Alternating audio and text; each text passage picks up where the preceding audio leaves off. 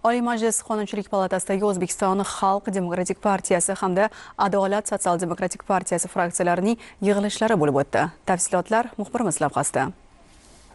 Xalq Demokratik partiyasi fraksiyasi yig'ilishida aholiga ijtimoiy xizmat va yordamlar ko'rsatishni yanada takomillashtirish, ijtimoiy himoyaga muhtoj aholini qo'llab-quvvatlashga doir qonun loyihasi ham muhokamalar markazida bo'ldi. Ushbu qonun loyihasida ijtimoiy xizmat va yordamlarni ko'rsatishda qonunchilikda belgilangan tartib-taomillarni bajarmaslik, standartlarni buzish, nogironligi bo'lgan shaxslar uchun qo'shimcha kvota ajratmaslik, ularga to'siqsiz muhit yaratmaganlik bilan bog'liq harakatlar qonun buzilishi sifatida malakalanishi belgilanmoqda.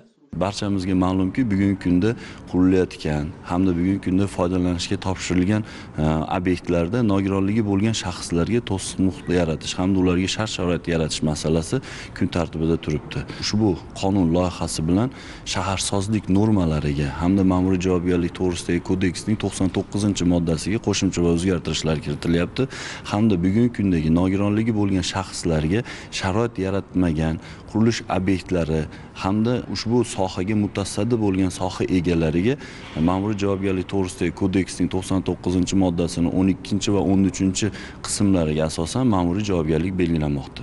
Qonun loyihasi fraksiya a'zolari tomonidan qo'llab-quvvatlandi. Kun tartibidagi masalalar yuzasidan tegishli qaror qabul qilindi.